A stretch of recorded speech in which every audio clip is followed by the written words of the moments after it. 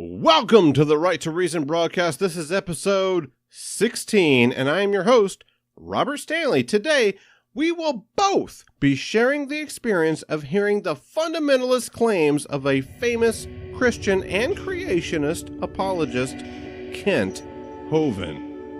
Many well-known atheist figureheads told me not to debate this man, but I'm not a very good follower. I'm a leader and I have a voice, and I'm going to use that voice today to bring to light that which in the darkness has a tendency to fester.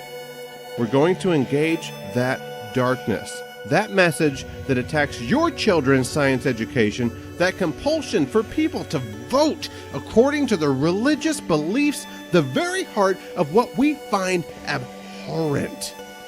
But I'm not going to let the villains of idealism remain in the dark. Today, we will bring them to light to show how they squint and try to shield their eyes from the heat of the red-hot truth. You and I both fearlessly engage the abyss. Are you kind of scared?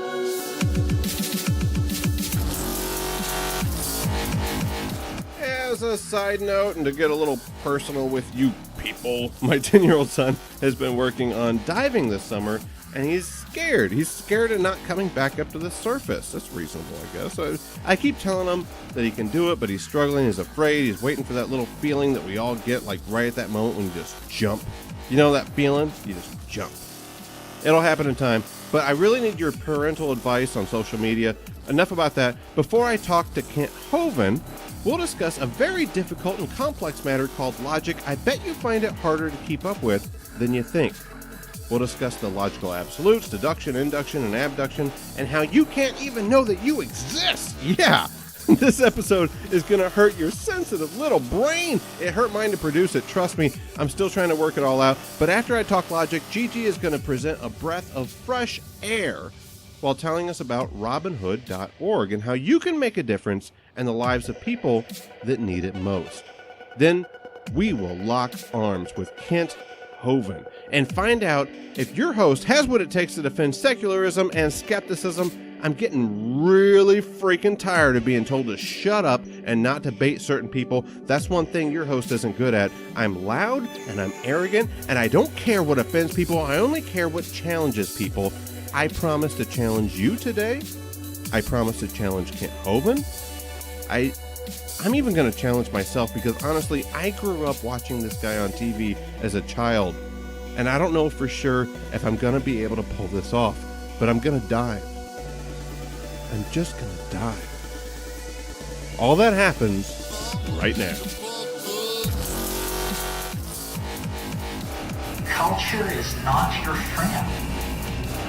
Culture is for other people's convenience and the convenience of various institutions, churches, companies. We very naturally, as a cognitive and behavioral imperative, we form descriptions of the world and we try to figure out what's going on. If you based the design of rockets on science, they reach the moon. It works, bitches.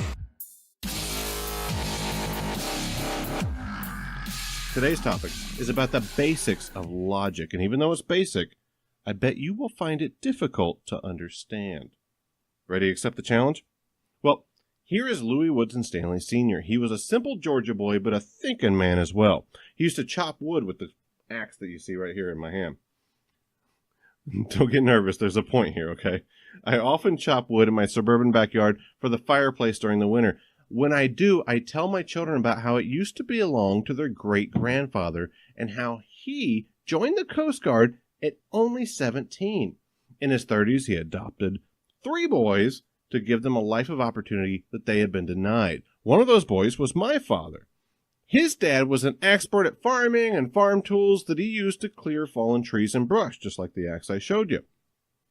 The 22-acre family property was very important to him, but over the years, the head of the axe became chipped, dulled, and blunted. Eventually, even sharpening it wasn't enough and it had to be replaced. Now, the handle itself requires replacement too, but the axe only has 2 parts, the head and the handle. After I replace the handle, will it still be my grandfather's axe? This question challenges the very core of philosophy, the law of identity, and Plutarch in his day had no problem stirring up trouble when it came to philosophy. The only way to address that challenge, and a few philosophical questions even more challenging than that, which we'll get to shortly, is with reason. I'm Robert Stanley, and this is The Right to Reason. Plutarch's original analogy was of Theseus's ship. Each board and nail of his ship had been replaced as time went on, so Plutarch asked, is it still the ship of Theseus? The question narrows in on one of the three basic absolutes of logic, the law of identity, the first one. And if you can't get this right, you can't do logic. It's simple, A equals A. But it doesn't sound so simple when we dip Plutarch's question into philosophy like a litmus test, right? Have you figured out the answer yet? If you're listening to this with a friend, your friend would probably disagree with you about whether or not it's my grandfather's axe or whether it's Theseus's ship still. You can't both be right. And therefore, one of you must be wrong. Well, the answer reduces down to the difficult fact that words, as well as identity, are attributed to objects, and therefore words don't have meanings. I know both Merriam and Webster are turning over in their graves right now, but that's just what philosophy does. It challenges the dead. Instead of meanings, words have usages. That which we attribute identity to changes just like how we use words. If you were joyfully singing in the rain back in 1952 like Gene Kelly, all right, one might call you gay, but today the term gay means something entirely different. Well, actually, that's still kind of gay. Anyway, speaking of Merriam-Webster, they define logic as the science of the formal principles of reasoning and identity, and just the first law is identity. It's followed by the law of non-contradiction and the law of excluded middle. The law of non-contradiction states that contradictory statements cannot both be true in the same sense at the same time, e.g., the two propositions A is B and A is not B are mutually exclusive. Seems easy enough, right? The third and final law is excluded middle, which says everything must either be or not be. Therefore, A cannot be A and not A simultaneously.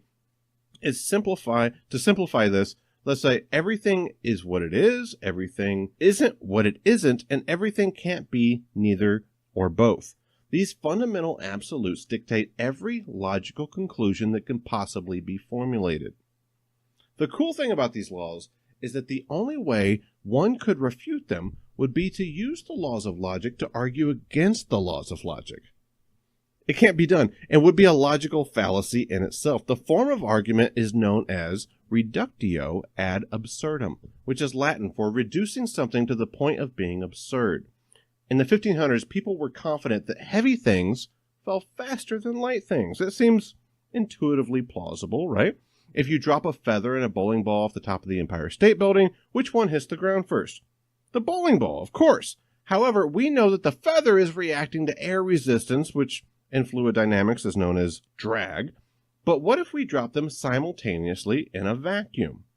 You guessed right, they fall at the exact same time. Galileo proved this with philosophy long before science ever could by using reductio ad absurdum. He asked, if heavy things do fall faster than light things, then what if we took a big rock and a little rock and tied them together with a string before dropping them? The little rock would act like drag and should then slow the big heavy rock down as it falls. But this immediately sounds absurd because two rocks are always going to be heavier than one rock. The story is one of the most classical arguments in logic of all time. There are other classic arguments that you've probably heard before, just like this one. To eliminate the impossible, whatever remains, however improbable, must be the truth. Let's just stick to what we know, yes? Stick to the facts. Once you've ruled out the impossible, whatever remains, however improbable, must be true. What does that mean? Classic Sir Arthur Conan Doyle, right? There's only one problem. It's wrong. If you're sure of all variables and referring to something easy like, where did I leave my car keys? Then this might be useful. For example, you know you left your car keys either in the car, on the nightstand, or in the refrigerator, okay? You check the car and you check the nightstand, so your keys must be in the refrigerator. Easy, I mean weird, but okay. The problem is that you often don't know all the possible variables when dealing with a logical problem, and you could be very wrong about what you claim to be impossible. This would actually be a logical fallacy known as the argument from ignorance. Doesn't mean you're ignorant, that's just the name of it, okay? It's pretty much stating, I can't think of anything else that it could be, so therefore it must be this. That's not the first time Sherlock Holmes pretended to do logic and failed to understand its principles. What's that little word palace method that he uses to solve crimes? Deduction, right? Remember? Sherlock Holmes, deduction? Well, deduction attains conclusions that must necessarily follow from universal premises. It's top-down logic, all right? Induction, however, is the inference from particular instances, like figuring out how the victim was killed by analyzing the clues around the room. The third form of reasoning is abduction, which will aid you in determining what is most probable and is useful when trying to identify who most likely performed the murder. So, Sherlock uses induction and abduction rather than deduction. Movies are often illogical, like how destroying a computer screen seems to always destroy the actual computer program. Your death amounts to the same as your life, a zero sum. I can rated easy turn. You cannot save John Connor. Watch me.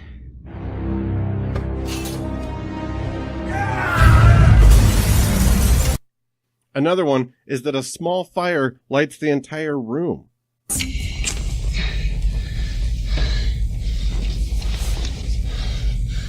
Come out to the coast. We'll get together, have a few laughs. And finally, of course, how the bomb's countdown always tends to be stopped right at the last second.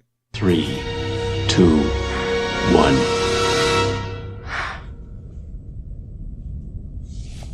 It always stops at 1 on the show. But logic itself doesn't sound as logical as you might think. It's actually based on assumptions. No logic can be done without first accepting the 3 basic logical assumptions. Reality exists, you can learn something about reality, and models with predictive capability are more useful than models without. These foundations of logic can't be demonstrated and therefore make logic itself improvable unless you presuppose these assumptions to be true. This presents the question of hard solipsism, which is that the self is all that can be known to exist. You could just be creating everything you experience and everyone you know right inside your own head. At least you can know that you exist. Perhaps you recall the classical axiom cogito ergo sum. I think, therefore I am. But Friedrich Nietzsche disproved René Descartes' proposition by pointing out that he is presupposing the self when starting off his argument with the subject pronoun I, and then using that to prove that he is. In Latin, that fallacy is known as principio principii, or begging the question. Descartes was attempting to focus on doubting his existence, and about 100 years later, Antoine Leonard Thomas aptly captures Descartes' intent with the rephrasing dubito ergo cogito ergo sum. I doubt, therefore I think, therefore I am. At the end of the day, it's important to remember that all logic comes from doubt, and without skepticism, we can't even reason. So to recap, we've learned about the laws of identity, non-contradiction, and excluded middle. We've cracked the misunderstood code of meaning versus usages. We've discussed reductio ad absurdum and Galileo. We talked about the differences between deduction, induction, and abduction.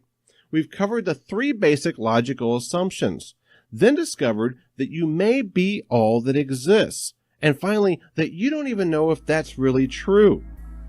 Perhaps the only thing that we can really know for sure is that I'm smarter than Sherlock Holmes. Like listening to The Right to Reason? You can also watch it by subscribing to our YouTube channel, The Right to Reason.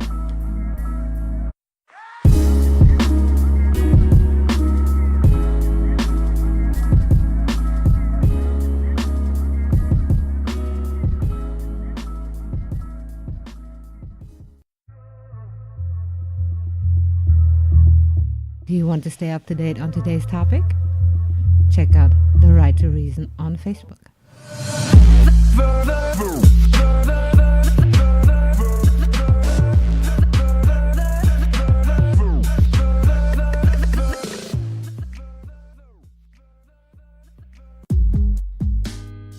Have an opinion? Join the discussion on Twitter at Right to Reason. You know you want to.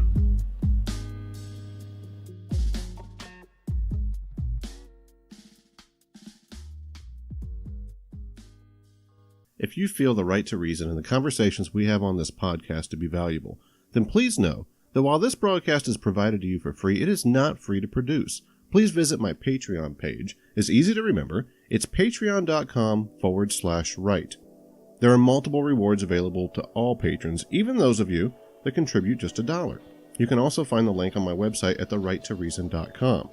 If you are able to make this show possible, know that your support contributes to getting the message you care about out to those that may not have heard it. Those of you that are already helping, know that we are creating this production together. All my listeners are part of this show, but those that support it are facilitators that are turning our whisper into a resounding message in the marketplace of ideas. If you think this show is worth $1 or even more, visit patreon.com/right.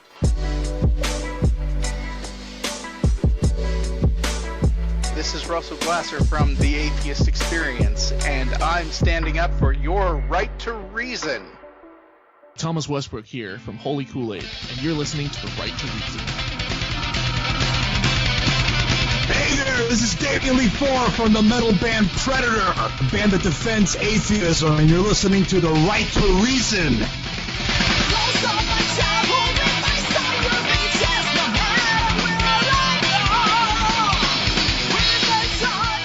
And we are back for another Gigi spot. Gigi, happy to have you in the casa, senorita. What's up, girl?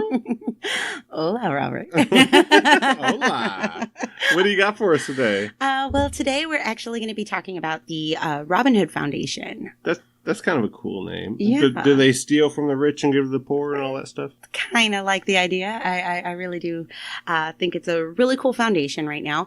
Now, I will pre-forewarn you, this is for our New Yorkers, okay? So you got to think, this is the largest inhabited city that we have in America right now. And these guys, what they do is they help improve the living standards of 1.8 million low-income New Yorkers. Now, if you think about this is 1.8 million Americans that are living in New York can't deal with regular day-to-day stuff that we take for granted. I mean, they're having trouble paying their bills. They're in groceries. poverty, basically. Exactly. And you know, I was trying to think, like, if there was a way to help almost 2 million people, this is the way. The fact that it is focusing on one city doesn't change the fact that you're helping 2 million people. Exactly. So this is a really cool foundation. What I think that is really cool is that not only are they just focused in New York, but their range of what they touch is just absolutely amazing. Okay. They deal with schools, food pantries, homeless shelters, on-job training centers, health facilities, legal clinics, and so much more. So these programs that they donate to specifically help the low-income people of New York is absolutely phenomenal. If we just played the audio that you brought for us today? Oh, yeah. A really cool idea.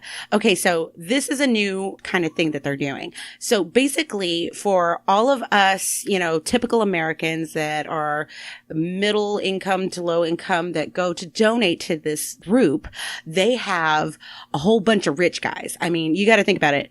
Just because you're rich, ladies, that's don't right. Well, just because you're rich doesn't make you a bad guy. We think of rich guys like Trump and all those really crazy effers like Betsy DeVos and all of them. I mean, some rich people donating are good too, right? to really horrible foundations, but then we've got the good rich people that are donating to foundations like this. So basically, for every dollar you donate, some fat cat comes in and puts $12 down for every dollar you donate. So it's kind of like a match thing. And this video just kind of encompasses that. So go ahead, play it.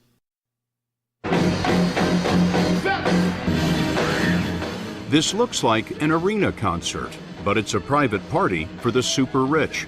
The Robin Hood Foundation's annual fundraiser seats 4,000. Brothers and sisters of Robin Hood. Billionaires, stars, and athletes are here to lay credit cards at the feet of Paul Tudor Jones. The risk is not doing this. So I really hope that kind of sheds a little bit of light on that. The foundation is actually really, really cool. And I definitely think that if you donate, your money is going to a good place. You know that it's helping out people. Granted, it's not helping out people in your neighborhood, but in New York, you got to think 1.8 million. That's a big number of people that's getting help. Whatever you do, is not just, you're like, well, I just gave $1. What good is that? Well, not with this cause. You give $100, that's $1,300. Like, that's a big deal. Exactly. I love it. So let's say any of your listeners want to donate. Please feel free to go on to therighttoreason.com. Click on the link that says Gigi Spot. You scroll down. You're going to see Robin Hood Foundation. Once you click that, it's going to take you to their homepage. Let's say you're a New Yorker that needs help. You can apply for their benefits on that same site. So I definitely say, guys, it's something you should take a look at and feel pretty good about yourself. I mean, if you donate something, know that your donation, no matter how small it is, it's going to grow exponentially. Yeah, and speaking of donations, I wanted to throw a little thank you out to a Patreon supporter. Ooh. Yeah, I mean, he didn't just donate to Patreon. He sent me a lot of emails and taught me a lot about ACLU. And I would love to have him on the show sometime, maybe in the future. Larry Wilson, thank you very much for your support. Thank you, Larry. All right. Quit hitting on Larry. Quit it. He's very handsome. Coming up next, it's Kent Hovind, and we're going to get down. If you won't reason, you're intolerant. If you can't reason, you're dumb. But if you're skilled to, you're a slave.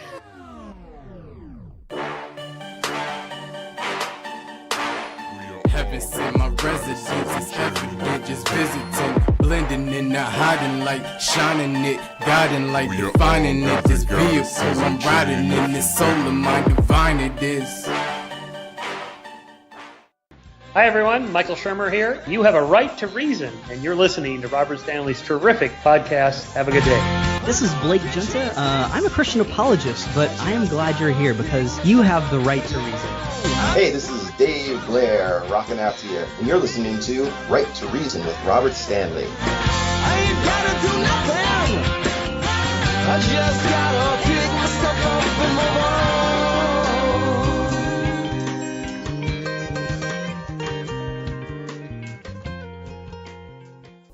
So I have learned a lot about sex lately. Yes, you heard me right. Sex. Not just fun to do, guys. It's also a topic that we should probably be studying very thoroughly. I had no idea how much it had been influenced by religion. Dr. Darrell Ray, author of The God Virus, explores these topics in his latest book, Sex and God. Why is human sexuality so important, and why does religion obsess on it? They love it.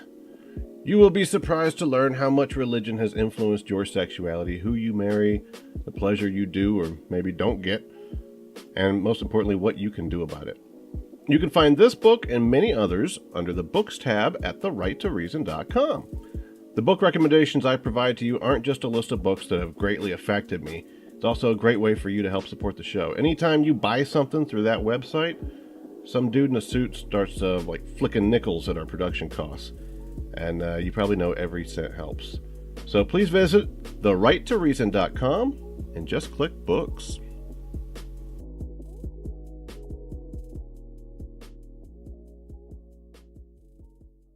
My daddy told me that I had the right to reason.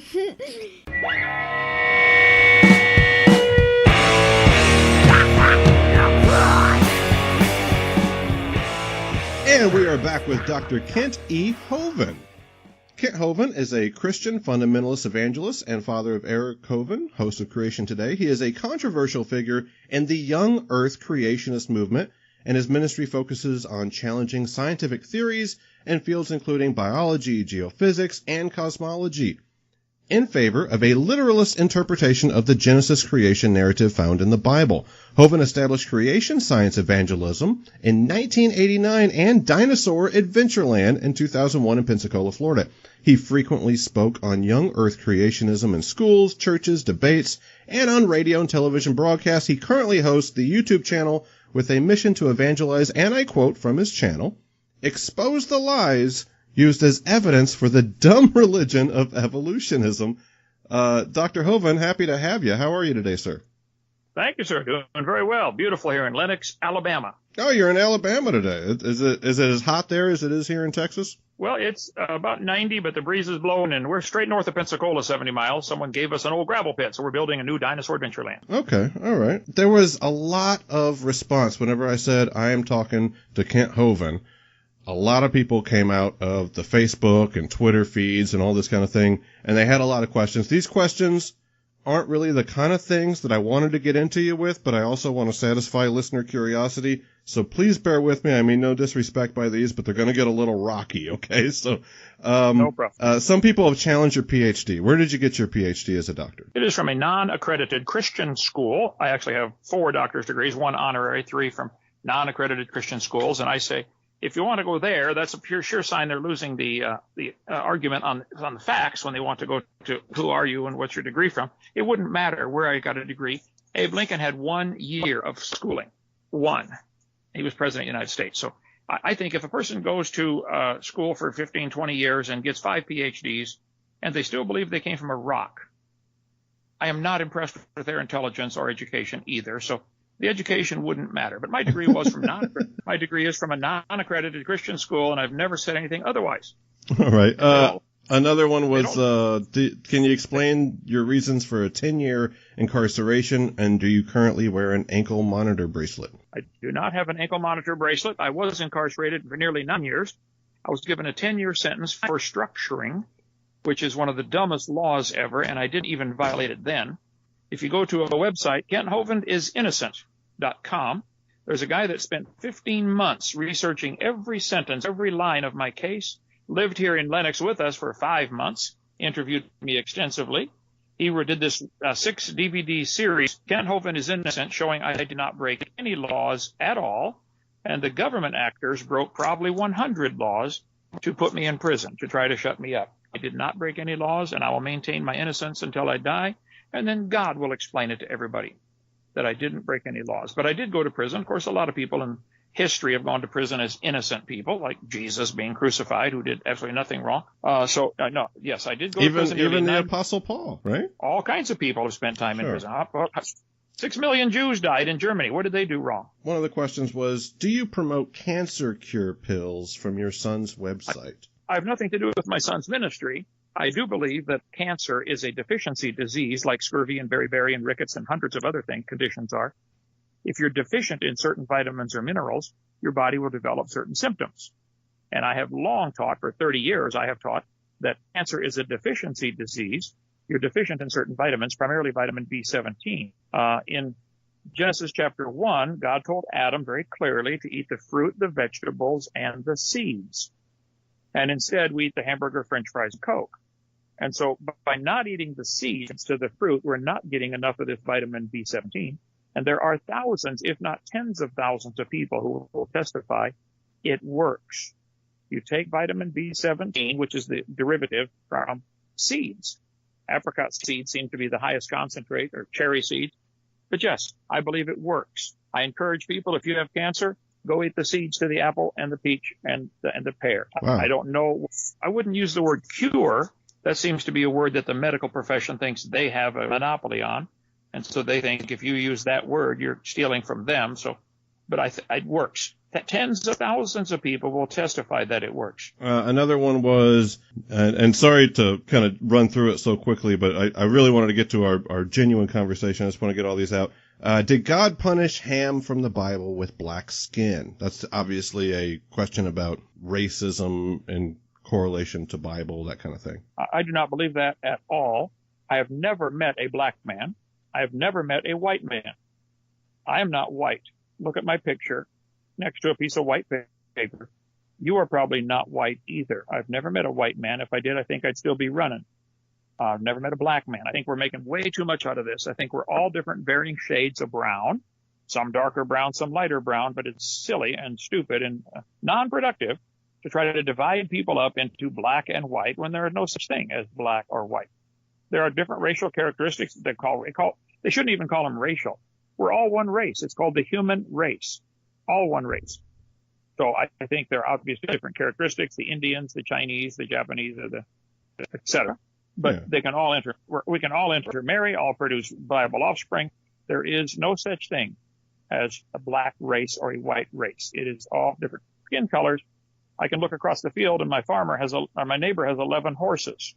Some are black, some are white, some are gray.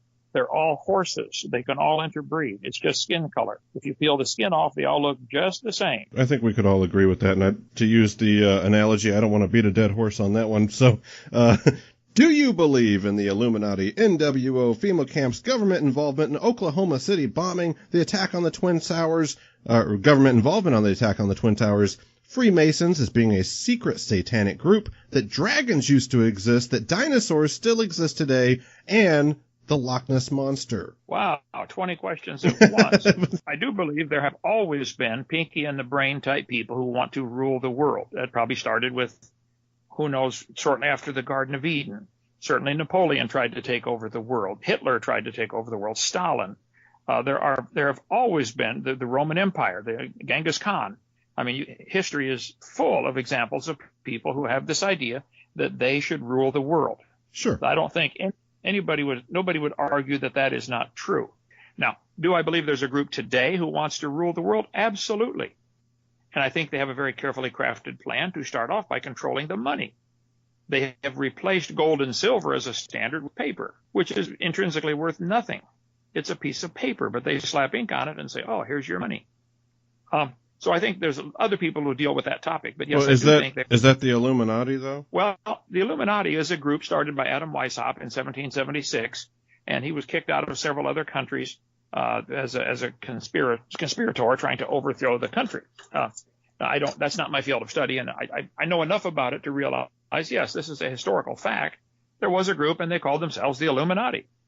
Those guys are obviously dead, but are people with the same goal in mind of world domination still meeting and having secret meetings? Probably. But the whole idea of a secret meeting is it is secret. So, yes, I think there are plenty of people involved in various stages. Some might not even know they're involved in an evil organization.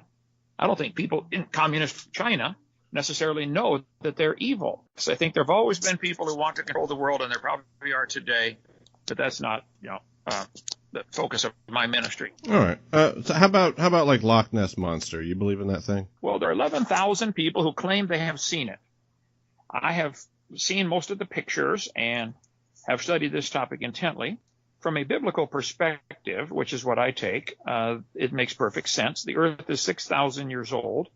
And some people use the word only 6,000. I say, you have got to be kidding. 6,000 is a lot.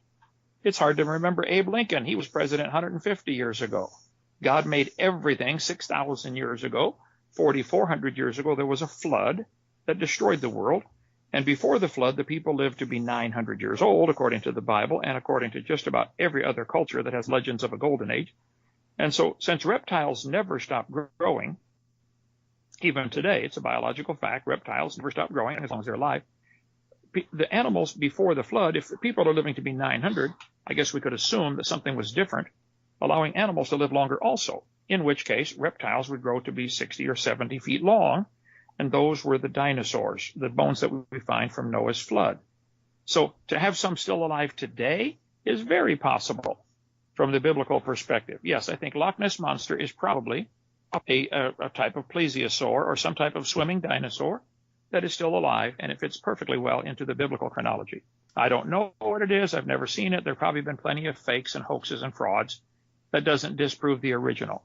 I know that's what I was taught growing up, was that Loch Ness was a plesiosaur, and I got most of my education from the BJU press. As a Bob Jones Seminary student, my dad was a preacher growing up. In fact, I grew up watching your videos, so it's kind of cool to be talking to you now. Enough with the wacky stuff. Let's get to brass tacks. I wanted to ask your questions about science and philosophy. Science first, if that's all right with you.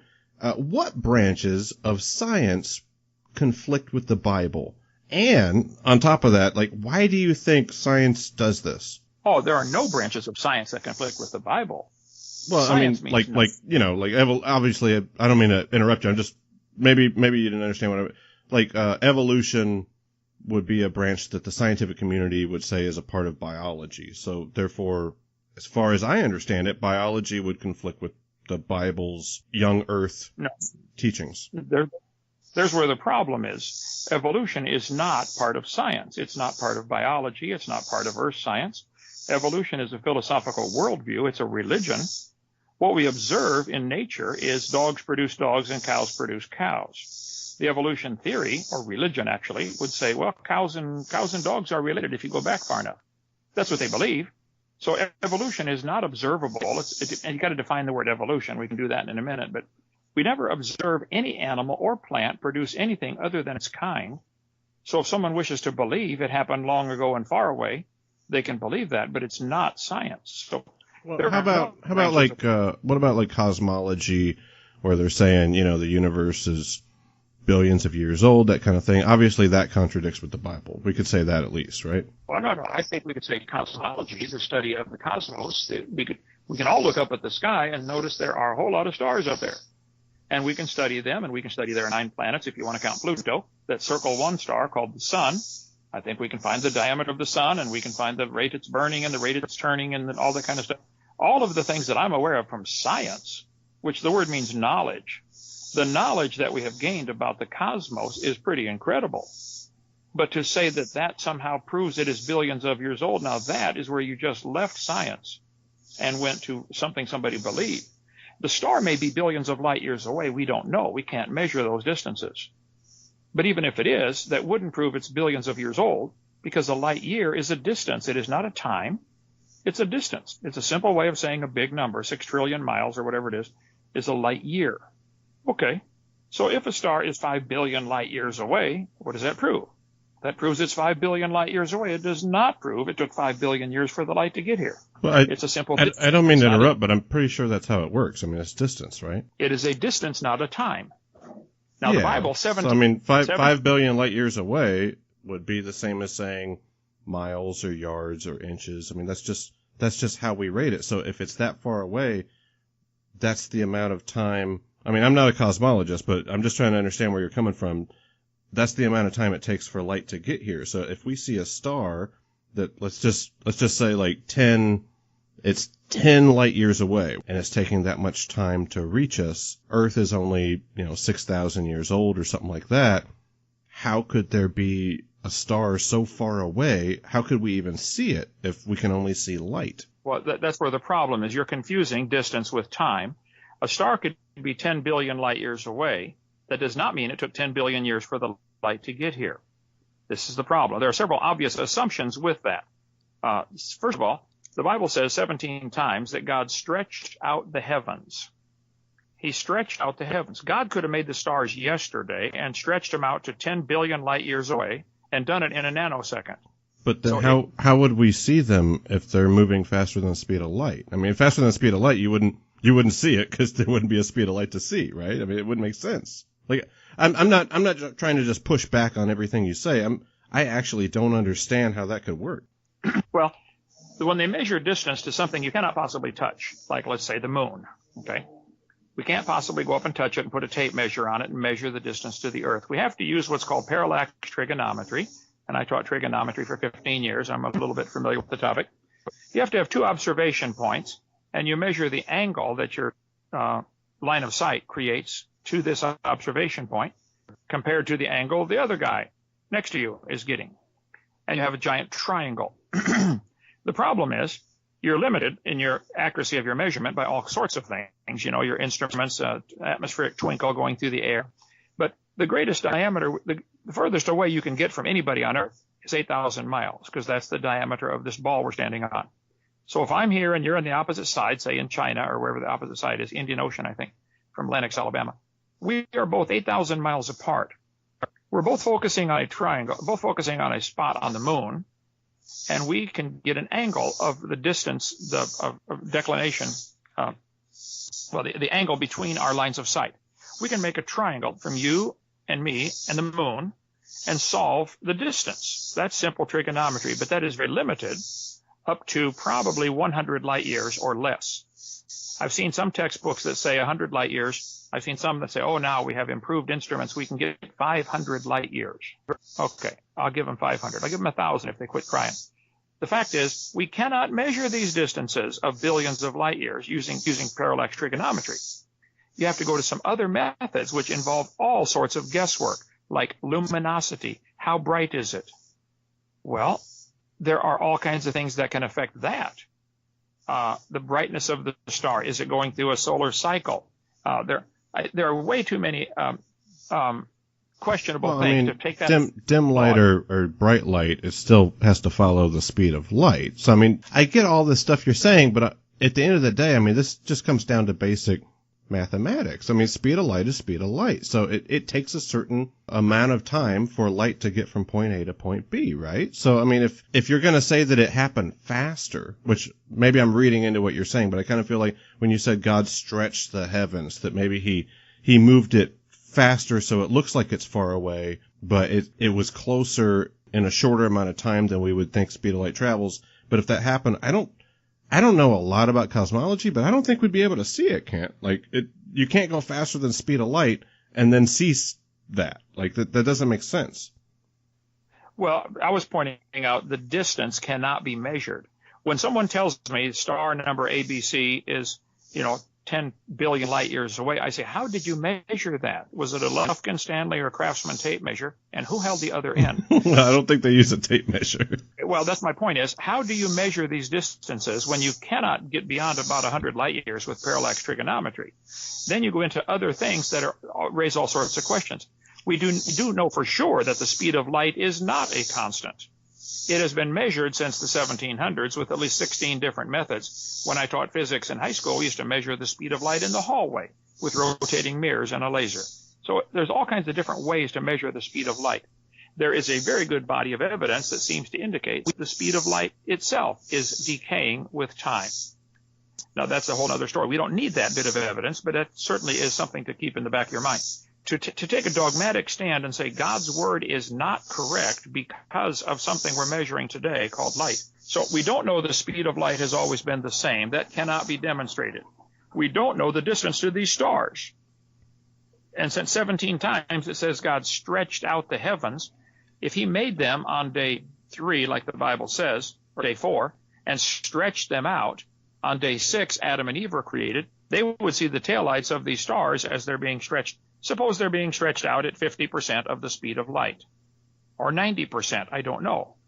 But then it would be they, slower than the speed of light. That, like, I'm only claiming speed of light. You're slowing it down, which would mean it would take longer. No, I'm saying if stars were stretched out to a certain to their position. You mean the physical star is stretched, like its physical shape is stretched, or you mean like they're spread out through the galaxy? The distance to the stars are spread out from the Earth. That's why we have a red shift. If you shine a light on a prism, a piece of triangle-shaped glass, it will break it up into the colors red, orange, yellow, green, blue, indigo, violet. Why? Well, because they move at different speeds. The different colors of the light move at different velocities, so the glass is able to bend them as they go through. That's how you get a rainbow. So it is not correct to say the speed of light has always been the same. We can't prove that. We don't know the distance to these stars. Well, hold on. I don't want to cut you off. I would hate to move forward with me misunderstanding your point. You're saying that, and correct me if I'm wrong, but as I understand what you're saying, the laws of physics in terms of the speed of light changed. No, I didn't say that. I'm saying the laws would probably remain the same. Has the speed of automobiles increased over time? That is completely non sequitur. Is the speed of sound the same in all mediums? No, sound travels much faster in water or through steel or through other things, okay? That has nothing to do with what we're talking about. We're talking about the vacuum of space. You're saying that whenever God created, and I don't want to put words in your mouth, so feel free to correct me, but you're saying that when God created the earth, he was moving the stars at a different speed. I mean, let's just talk brass tacks. They were moving faster or slower than they're currently moving now? Is that how I should understand that? No, I didn't say that at all. The Bible says 17 times God stretched out the heavens. Yeah, I mean, what does that mean? I don't know what that means. That's kind of vague. Well, if he stretched the stars out into their current position, they could be millions of light years away. But how did the light get to us? Well, suppose he stretched it at 50% the speed of light. How can the light from the taillights get to you when the car is moving away from you? But if he stretched it at slower than the speed of light, then it would take like 50%. Then it would take twice as much time for the light to get to us. So a star that we look at that we say, oh, well, that's 10 light years away. Well, no, actually, that's 20 light years away. You know what I mean? Like, it would even take longer to get here.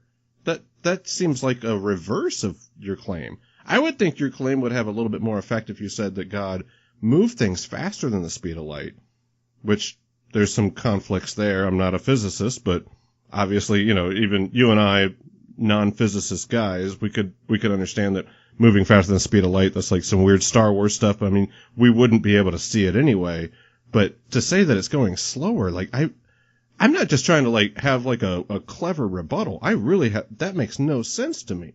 Well, if it's a car's moving away from you at 100 miles an hour, could you see the taillights of that car? Yeah. Is the light leaving those taillights at the speed of light? Yeah. Are you seeing it at the speed of light? If the car is moving 100 miles away from you, 100 miles an hour, are you seeing it at the speed of light minus 100? This is actually a fun one. So if something's going a certain speed, then it actually slows down in relation to the speed of light. Like a little girl on a train, and the train's going 100 miles an hour, and she throws a ball. That ball is moving faster than 100 miles an hour, but based on the speed of light, things actually slow down. Like, that's the whole concept. Once again, I'm not a physicist here, but this actually, it's not that complicated whenever you think in terms of, that's why it's called relativity, because things are relative to one another. And that's the same sense of if we're talking about the universe expanding, stars aren't actually moving through the universe. The space between them is expanding, but in terms of relativity, relative to one another,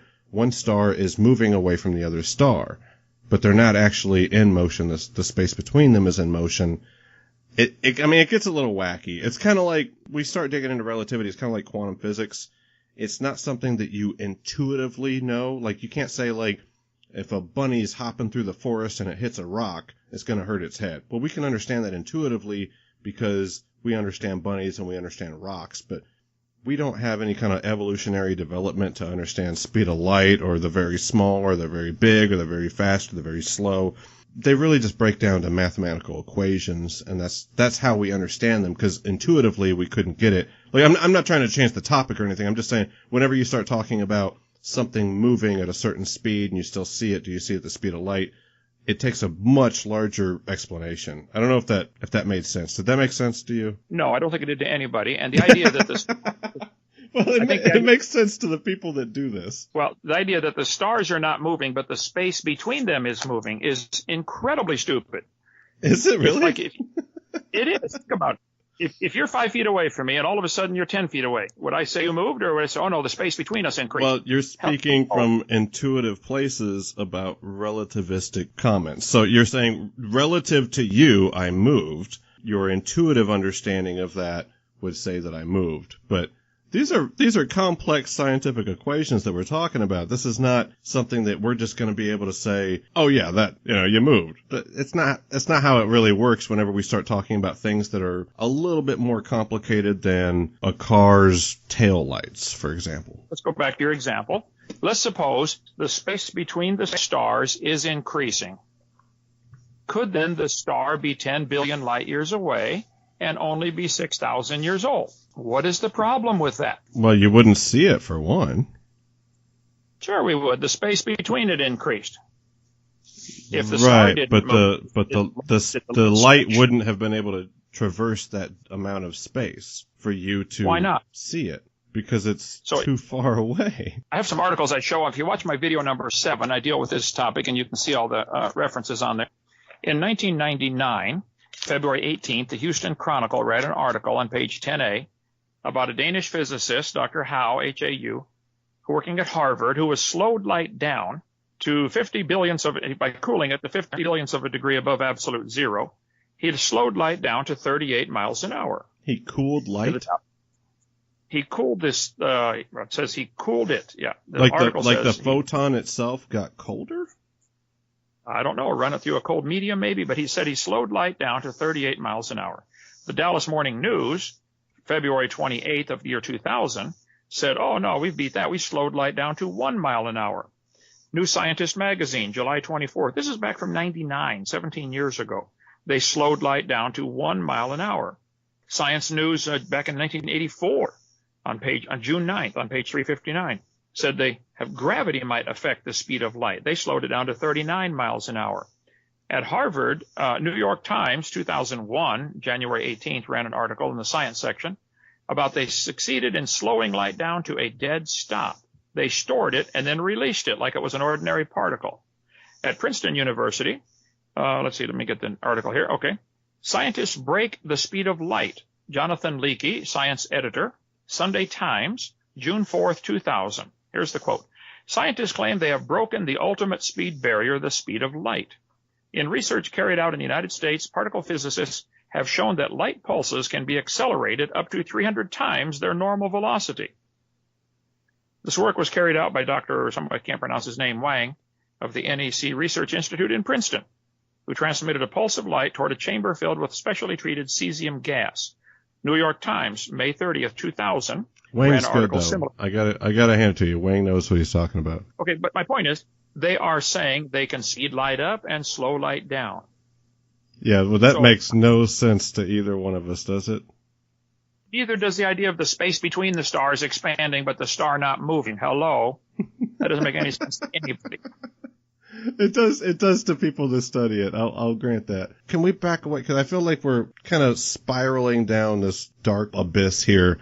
There are some things that I wanted to ask you about that are a little bit more in both of our field of discussion. One of those was, you mentioned earlier when we were talking about if someone challenged your degree, the guy that was challenging your degree might think that life came from a rock or something like you mentioned something like that. I don't want to misquote you, but it made me wonder something. I got to tell a story. I'll make it quick because I know your time is important to you. So I was at a bar. I know you, as a fundamentalist Christian, you might not approve of that, but I was at a bar with the wife, and she and I were having a couple drinks. We're watching some live music, having a good time. This lady walks in, beautiful lady, beautiful dress, hair flowed, just comes in there, sits down, says, "Hi, Robert. How are you?" I've never met this woman in my life. I look at my wife and I'm like, I don't know who this is, I swear. It's a kind of an awkward moment, like, I don't know this lady. And I say, I'm sorry, I try to be polite. Where do I know you from? And she says, oh, well, I was here earlier at another time you were here, but I was dressed as a man at that time. That was very new for me, okay? That was, and I'm not trying to change topics, I'm just trying to explain a certain concept, so bear with me, sorry.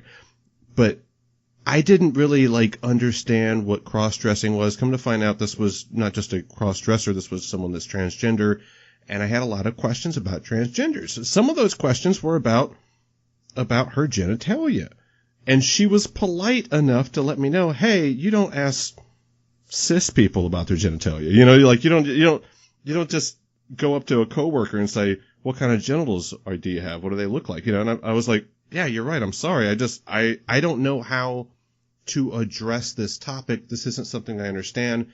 And I don't think I have the same grasp of these terms that maybe you do, because this affects you personally. Help me understand how to use these terms. And I had to humble myself a little bit, okay? I had to stop feeling weird, because at first, it's not a homophobic thing to feel weird at first with some of this stuff, right? But I did feel a little weird, and I had to just take from this person's grace of informing me and have a polite conversation about it, and we stopped talking past each other. For a long time, we were just talking past each other, and I'm just throwing out all these questions. Well, how could this be? How could that be? How could this be? How, is it gay if you're a man that redefines itself as a woman and then has sex with another man? I mean, it's a woman having sex with a man, but isn't that still gay because you're still a man? It gets complicated. It's hard to understand. And this lady was kind enough to explain it to me, and once we were talking from the same terms. That's my point. I wasn't trying to have a conversation about homosexuality or transgender rights, or I was just throwing an example. But once we had some similar terms to work with, we were able to talk about the same thing, but up till that point we weren't. And whenever you mentioned, bring it all full circle, whenever you mentioned someone that believes that we came from a rock, it kind of made me think like maybe we're not talking about the same thing. I believe 100%, with 100% confidence, that I could explain your concept of creationism back to you. I grew up in a very similar environment. I don't think, maybe I wouldn't be as good at it as you. You've done this your whole life. You've been on many debate circuits and that sort of thing. But I think I could sufficiently satisfy your expectation of what creationism is if I were to explain it back to you. But I don't know that you could do the same with evolution. And I could be wrong, so I don't want to cast aspersion here, but what is it that you think evolution is? And are we talking about the same thing when we use this term? Because otherwise we might be talking past each other, and there's really no way to have a productive discussion, right? Well, correct. That's why early in my debates or in discussions, I defined the word evolution into its 6 different meanings, 6 different levels or stages. All I can do is show you what the textbooks teach, and I collect public school textbooks. I have hundreds of them. I have a giant library full of it. This is what I'm quoting from Prentice Hall, one of the major publishers in America, General Science book back in 1992. It's in my collection. This is for junior high. It says, 18 or 20 billion years ago, all the matter in the universe was concentrated into one very dense, very hot region that may have been much smaller than a period on this page. For some unknown reason, this region exploded. This is called the Big Bang. Yeah, neither one of us, I hate to cut you off, but just so that we don't talk past each other like we were talking, neither one of us would agree that that is evolution. Or if you would say that's evolution, I would. No, that's the first. That's the first essential stage. You have to have something to evolve. I mean, you're talking about the Big Bang. Where did matter come from? I think we would all agree that all the plants and animals are made out of matter. But even if I were to answer the question, where did matter come from, that would in no way explain evolution. We could both agree to that, right? Oh, I do not agree to that. I think that's the first essential step. No, you have to have matter come from nothing. You have to have the origin of matter, time, space, and matter. Then you have to have this matter come alive, the origin of life from non-living material. That's once again, I mean that would be another thing. That would be abiogenesis, not evolution.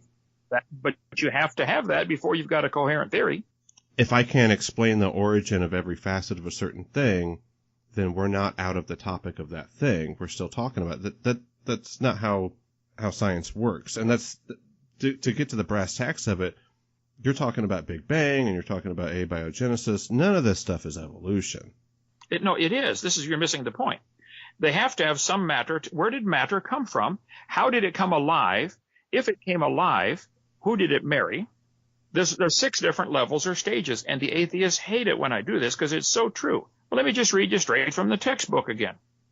Okay, here is the thing. If you don't believe this is true, well, then help me get this stuff out of the textbooks, because this is what they're teaching the kids, whether this is part of the theory or not.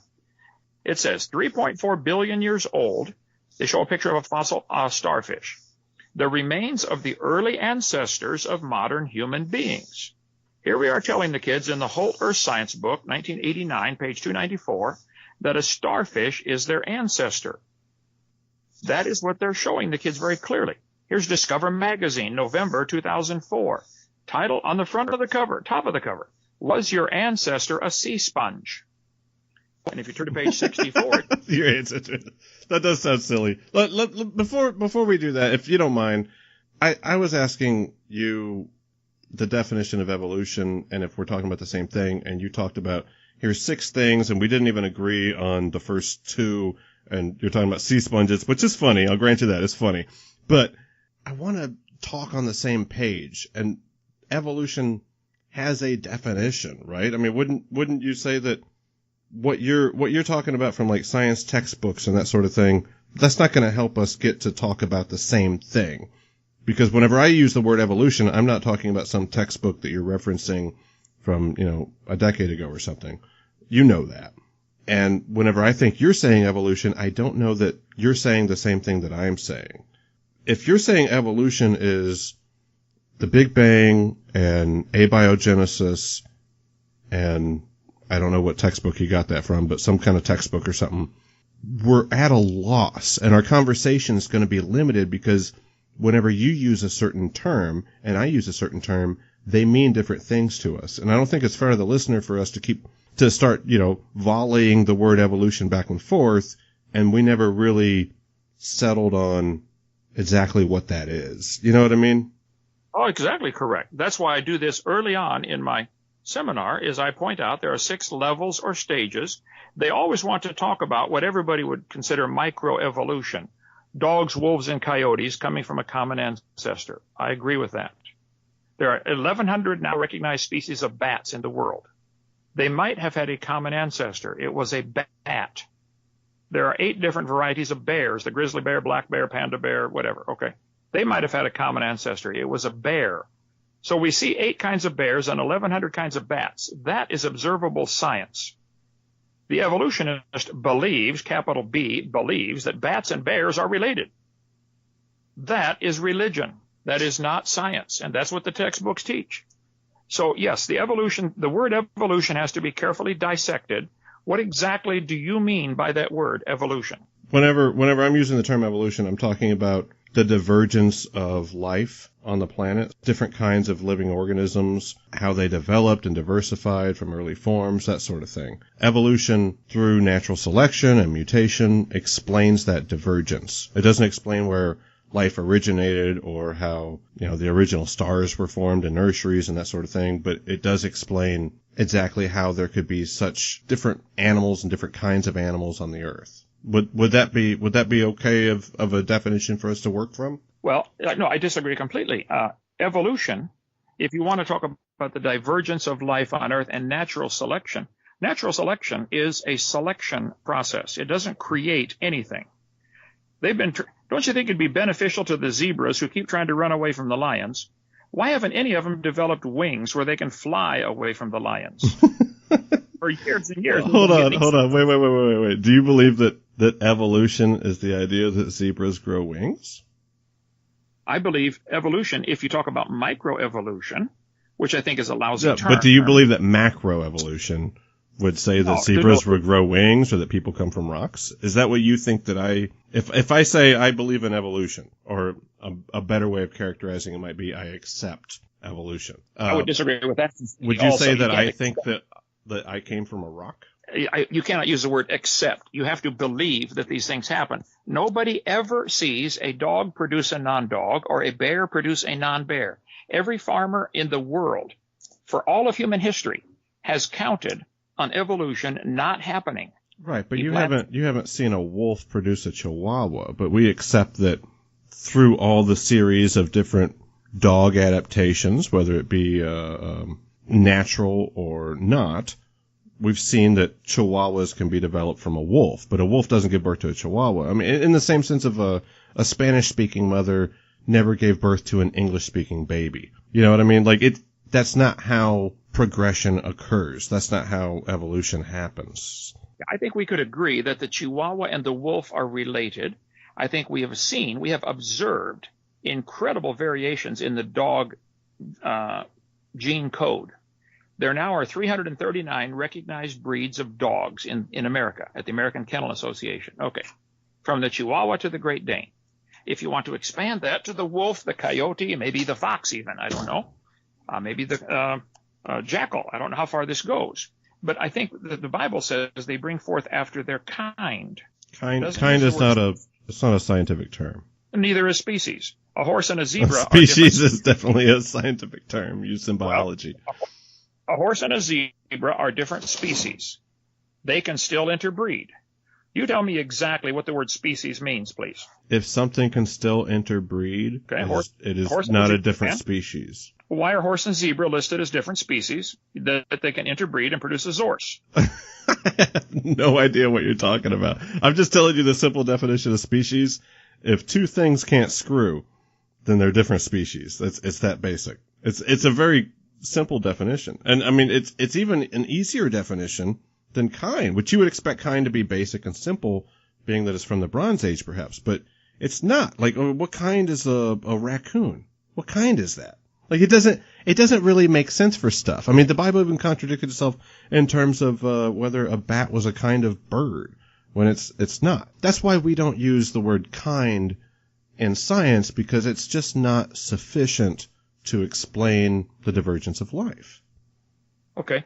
Are we'll say dark brown people and light brown people able to crossbreed and produce offspring that are viable? Yes. What they commonly call a black person and a white person. They can mate and produce babies, right? Yes. Can any of the humans that we recognize as humans, black, white, Chinese, whatever, can they crossbreed with apes, chimpanzees, orangutans, or monkeys and produce offspring? No. So are they a different kind? Once again, the term kind, like if you're asking me to define kind, my best efforts would just be quoting Bible scriptures, and that's really not going to help us in dealing in science. And I think you would accept that. Like we can't. I don't accept it. Oh. The Bible says if they can bring forth, they are the same kind. A horse and a zebra can bring forth, and a 5-year-old kid knows a horse and a zebra are the same kind of animal, and the horse and a bat cannot bring forth. Neither can a horse and a dog or a horse and a pine tree. So there are obviously different kinds of life on the planet, and every farmer for all of human history has counted on things breeding after their kind. You might get bigger corn or smaller corn or sweet corn or sour corn or popcorn, but it's corn. It doesn't turn into a pine tree or an acorn or a walnut or a cap. But Kent, we're not talking about basic farmer stuff. I mean, if you were going to go get a vaccination against a flu vaccine, which has evolved to resist its last vaccination from less than a year ago, you're not going to ask a farmer what to put in that hypodermic needle. You're not going to ask somebody that wrote the Bible on animal skins what to put in that needle. You're going to want to ask somebody that knows about this stuff. Let's assume that the flu vaccine, which I don't believe vaccine should be used at all, that's another topic. Oh, I should have asked that one from the beginning. You're anti-vax? Well, no, I'm pro-life. I'm pro-health. I don't think your doctor even knows what's in those needles he's putting into your arm. Ask him. I missed the buck on that one. Okay, but we're gonna go down a pretty wild spiral, and our time's limited. So go ahead, and then I'll follow up with some other questions. Okay, microevolution I think is a lousy term, but basically it means animals produce a wide variety of offspring. You may get a dog with long hair or short hair, long legs or short legs, straight tail or curly tail, but it's always a dog. And nature would select certain ones to survive based upon what happens. If you turn all the dogs in the world loose into Alaska, the thin-furred dogs would not survive. Only the thick-furred dogs would survive. Yeah. And after a couple of generations, you're going to have nothing left up there but the wolf or the, husky. Yeah. Well, okay, nature did not create the long hair on the dog. It selected the long hair to survive. But if you turned all those same dogs loose into the desert of Australia, now the thick fur is detrimental. And they're going to overheat and die, and so they don't get to produce the next generation. So pretty soon, after 4 or 5 generations, you have a whole population of dingoes with thin fur, long legs to get away from desert heat. Nature did not create that. It selected it. The natural selection is wonderful. It works fine. You are nailing this 100%, Kent. I'm with you. Yes. But it's still a dog, and it's only selecting something that was in the gene code. Well, why would you assume that something could be in the gene code in relation to thickness of fur, but not in relation to other things that might start developing over time that could, reshape the animal in its entirety? Why is that like such a big stretch? If you can go this far with me, why can't you keep going? Well, you just left science and went to religion. What we observe is exactly that. The farmer might get bigger cows. They've developed cows to give more milk or cows to give more beef. I agree. They have selected slices of the already existing gene code to get what they want to be the most profitable for their region. But they're still cow, and the further you get away from the norm, the more problems you have. Now you got to babysit the dumb cow. You turn him loose into the woods and he's going to die. Oh, it's same with the dogs. How long would the chihuahuas last in the woods? Not long. So, okay, and I would be satisfied in that because I'm not a big Chihuahua fan. You keep bringing up evolution as a religion, and I wanted to ask, and here's a tough hypothetical, okay? So bear with me, all right? If I said I could if I had wings, then I could jump off the roof of my house and fly. We both know I don't have wings. It's a hypothetical question, okay? The point is to generate the next point of discussion, hypothetically. So if one day evolution could be shown to you, to your satisfaction that it's actually real and that it is true, would you still believe in God? I guess you'd have to define what you mean by evolution. What everybody's observed is not what they use the term evolution for. All right. And whatever definition is comfortable for you. Just if one day that dogs and horses are related biologically could be shown to you, to your satisfaction, that it's real, would you still believe in God regardless? Well, you're talking about two living organisms. Getting from non-life to life is a giant jump that the evolutionist has to do. Yeah, I know. It's a hypothetical, Kent. Like I'm not requiring a yes or no here. I'm just saying like I'm not trying to jump all over the place. I'm just saying like if evolution was true and you accepted it, would you still be a theist? Is that a fair question? I would have to not accept it. I have to believe in it. Okay, it's capital B. It's a belief. It's a if religion. you believed in evolution, would you still be a theist? I think I do believe in evolution. I do believe dogs and wolves have a common ancestor, and I think microevolution happens. We have millions of examples for it. Kent, you're killing me here. If you believed in macroevolution, would you still believe in God anyway? If it could be presented to you in a way that you would believe it, would you stop believing in God? If it could be proven that there is no limit to these variations, that macroevolution actually happens, that would be a major step to discrediting the Bible. Would you still believe the Bible? No, that would be a step they would say, I'm going to question this now. If someone could show me that macroevolution is a scientific fact, by that I mean, can you prove pine trees are related to bananas or to squirrels? Okay, they're obviously very different kinds. I don't know what the original kinds were, but I know there are probably, let's pick a number and say there are 8,000 kinds of animals in the world on land. This would not count the fish because Noah didn't have to take fish on the ark. 8,000 kinds of animals. If it could be proven that all 8,000 kinds can come from one common ancestor, which is what evolution believes, then that would certainly discredit the biblical teaching that they bring forth after their kind. But this is one of those, if cows could jump over the moon, would you believe, in gravity? Well, come on, this is a dumb line of thought. No, we don't observe. Nobody's ever observed any animal produce anything other than what is obviously, to a 5-year-old, the same kind of offspring.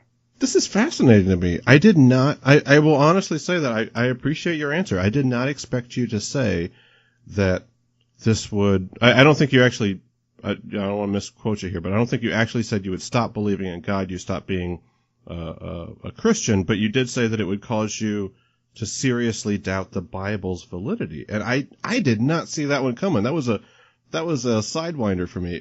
But if that's the case, it seems to me like I mischaracterized you, Kent. I was thinking of your belief in creationism as being more or less a derivative of your faith. No, my creation is a derivative of my science.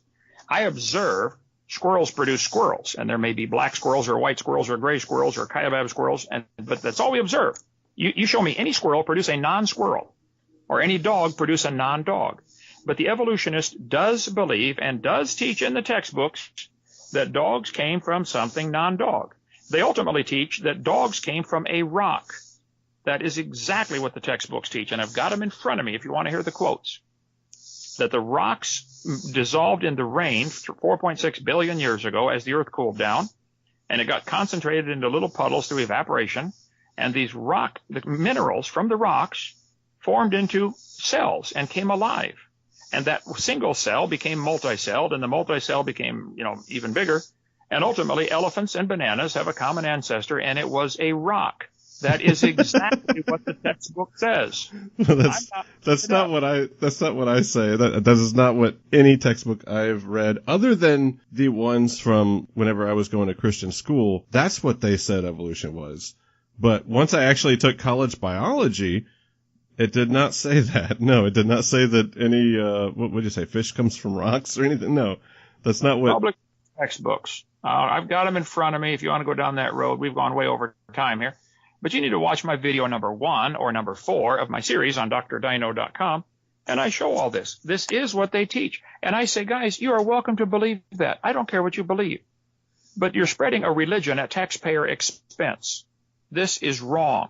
Go fund your own school and have your own religion and teach whatever you want. I don't care what they teach.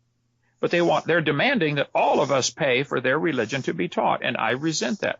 I'll give you this much. If I believed evolution to be what you believe evolution to be, I would not believe evolution either. And I think that's at least honest from your perspective. You shouldn't believe that. That's crazy talk. And if that was my concept of evolution, I would reject it as well. And to follow that up, you really threw a sidewinder there, and the conversation just got interesting, and I hate to call it right then, but your basis of belief in God, correct me if I'm wrong, isn't faith-based? I think it's observation. If you walk through the woods and found a painting hanging on a tree, and you look around, there are no footprints, there are no people, you holler, hey, anybody here? Nobody answers. Yeah, it'd have a painter, sure. You would believe in a painter. Is that faith-based or observation-based? Observation, absolutely. Sure. You're walking through the woods and you find a building. Nobody there, nobody around, no footprints, no evidence. Builder observation. I'm with you 100%. Okay. I look at creation and say there had to be a creator. Well, you're calling it creation, though. That doesn't, I look at a flea. Incredibly tiny, has all the systems that you have, can eat, sleep, reproduce, hear, smell, taste, and fly. More complicated than humans in a whole lot less space. Do you think that evolved by chance, or was that designed? What would the observation tell somebody with half a brain and one eye? What your question would tell me is that you're presenting a false dichotomy. That's a logical fallacy. You said, was it designed or was it just chaos? I don't know that like being random or coming from God are the only two options available. And even if those were the only two options available, that wouldn't mean that you'd have to accept either one. I mean, that's just basic logic. Right. Both options may be wrong. I understand how that works, okay? But if you look at a single cell, now Darwin thought the cell was just a glob of jelly. We now know that one cell is more complicated than the space shuttle, which is the most complex thing ever built by man, a machine. Yeah, sure. Every cell in your body, and you've got about 100 trillion of them in just your body, every single cell is more complex than the space shuttle. Okay, what should I conclude? I think it had to be designed. I think that's a logical scientific deduction. If I'm digging through a pile of gravel and I find an arrowhead, I look at it and say, wow, this is made of rock just like all the rest of the stuff around it, but obviously it's been shaped for a particular purpose. I don't know who made it. I'm probably never going to find the guy that made it, but I know somebody made it. Isn't that kind of like, help me out here, okay? I'm talking out loud as I'm thinking, right? But like, wouldn't that be kind of like if you were like looking at a puddle that was in, say, the asphalt in front? I understand you got some backhoe work going on at your property and stuff. We hear the horns in the background. If he hit the concrete with his shovel, okay, and it put a crack in it, and then it rained, and then you looked at that puddle, wouldn't that puddle kind of look like it was designed for that hole that's in the asphalt? But with a little bit more study, we would say that it simply filled the void of the asphalt. It was a product of its environment based on the laws of science. Would that be convincing to you at all to say that maybe, you know what? I got a perfect one. I remember when I was a kid, this is gonna crack you up because I bet you remember. I want to say it's like from maybe video 4 or something. It was the one with the dinosaurs on the front, right? That's why I loved it, because I was a big dinosaur freak when I was a kid, right? So you were talking about some city boy, and I'm paraphrasing, some city boy pulls up in his fancy car and sees a farmer helping a heifer give birth, right? And the city boy says something like, how fast was the little cow going when it ran into the big cow? That was one of your jokes. I remember it got a big laugh, and I always use that whenever I start thinking, maybe we're looking at this the wrong way.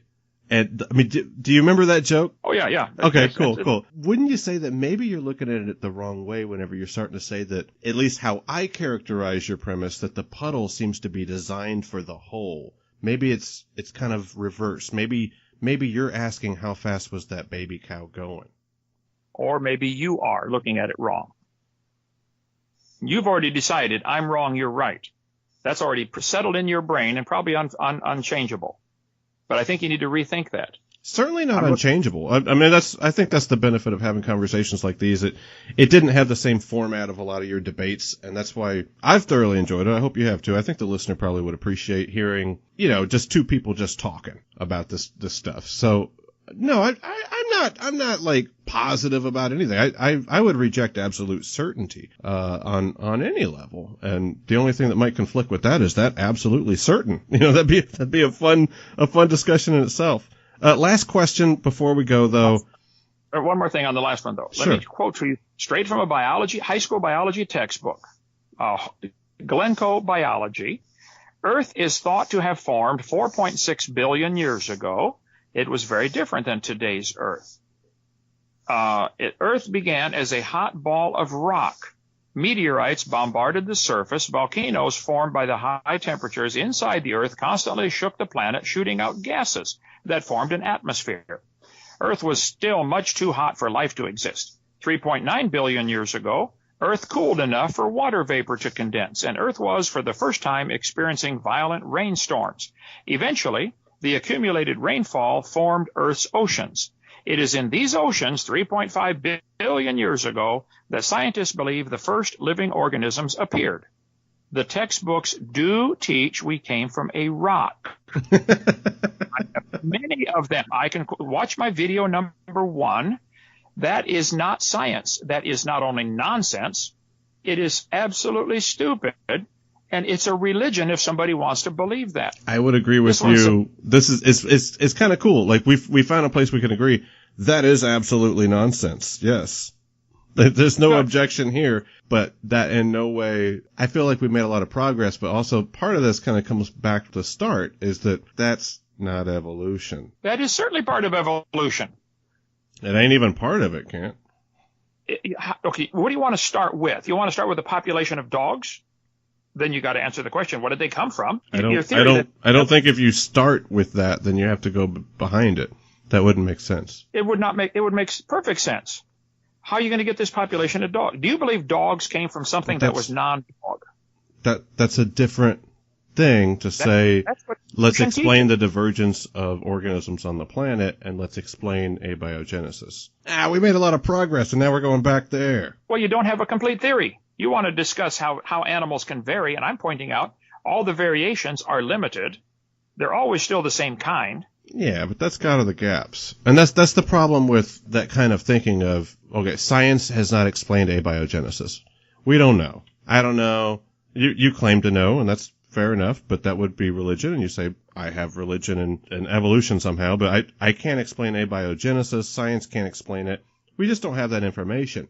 But if you're going to insert God at each step of the way where science hasn't answered the question, and then science keeps explaining things like gravity or the revolution of the planets or the divergence of life or cosmology, plate tectonics, it keeps getting more and more informed over time. And that little gap where you're inserting your Lord and Savior is constantly dwindling and getting smaller and smaller. If I were a theist, that would not be the kind of God I would worship, is one that just keeps dwindling away. Well, you got it all backwards. The God that I worship created everything in 6 days, wrote a book and told us how he did it, destroyed it by a flood 4,400 years ago. That flood explains all of the earth science, the geology, the Grand Canyon, the layers of strata that are continent wide. We got limestone layers covering just about the whole United States, one continuous layer. Hello, that was a flood. I don't think there's like one continuous layer of limestone. I mean, you better check it out. There are continent-wide various things. There's like lots of different limestone coverings, but it's not just one solid plate. That wouldn't make sense. Well, there are continent-wide layers of various types of stone that had to come from a gigantic flood. I mean, like millions and millions of square miles. So It is not logical. I see no scientific reason to reject the clear teaching of the Bible that God created the world in 6 days. That explains all the symbiosis relationships. Millions of relationships exist where certain animals require certain plants, or they can't live. Once again, if I thought that that's what geology taught, I would also be reasonable in rejecting my understanding of geology. And I think you are reasonable in rejecting your understanding of geology as well as evolution and cosmology. I think that is a reasonable claim, but the claim is coming from how you understand these things to be. And I think it kind of reflects on the fact that you and I are still talking about different things. Whenever you use a certain word, that word doesn't mean the same thing to me as it does to you. Correct. That's the problem. If I showed you a picture of a petrified tree standing up, connecting dozens of rock layers. Yeah, and they explain that. They do. Are the layers different ages, would you say? Typically, yes. And if you're talking about that sort of thing, the tree could be growing in a gully or something like that. And something that you and I, once again, there's a lot of things we agree about. Like a flood, for example. I wouldn't agree with a worldwide biblical flood. That seems a little silly to me, but we would agree that a flood could cause this kind of scenario or any kind of torrential rain where it fills up this gully and then things harden, over time, and it creates polystrate. Things that might appear to be in conflict with geology, but they're not hard to explain. Right. I got to go there waiting on me here. But last question I want to ask you now. Absolutely. If the creation story was literally true, and the flood story was literally true, and God's word was literally true, if you chose to accept, hey, that Bible is exactly correct, would that cause you to have to alter your lifestyle any? Absolutely. I guess my question. Okay, so my question is, without a doubt, yeah, of course. Are you not believing this book because you really have scientific evidence against the Bible, or because you like the freedom it gives you from God's authority? Are you really running from God? Is that the problem? My answer might be a little bit longer than you have time for, but if I were just to condense it for your convenience, I didn't know anything about evolution before becoming an atheist. I learned about this sort of science stuff after I went to college. So what challenged me and led me into atheism, ironically, was in further study of the scriptures themselves and finding contradictions within them, moral problems that really challenged me on a philosophical level about God. And I'm sorry we didn't have time to get to that. Did this happen at the same time puberty kicked in and you wanted to have sex with other women like your wife? No, it was after puberty. Okay, let's do it again sometime. I gotta go.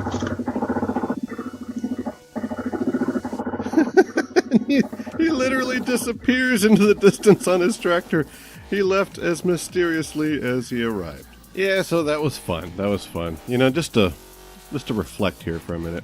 I very much enjoyed talking to Kent Hovind today. I did not expect three things. For him to go anti-vax, for him to say his God belief wasn't faith-based, and for him to open up and be real in a way that I never heard him before. Many prominent atheists that I'm sure you all know, like Michael Shermer, Aaron Ra, Matt Dillahunty, Daryl Ray, they all told me not to do this. I guess it's kind of like that time Bill Nye debated Ken Ham. Maybe I only validated his creationist claims. But as much as that concern is prevalent in my mind, I'm still thinking it over. Honestly, I'm going to think about it before I go to bed tonight. I'm going to wake up thinking about it. When I look in the mirror tomorrow, I'm going to ask myself that question again. Did I do the right thing? I can't escape the power of the marketplace of ideas. That's the only void remaining to us where skepticism, evidence, and reason still have power. In this world of fake news and bias and religion, I have zero intention of giving up that ground. They don't get to have it. I believe in what we are doing. And let's not forget, we are winning. Every day another poll comes out of our advancement. The free-thinking community will no longer be silenced. We're going to go on winning. We're going to keep asking the tough questions. We're going to keep fighting for our rights and the rights of those without a voice. I intend to use my voice as long as you support me. We're going to keep fighting for the right to reason.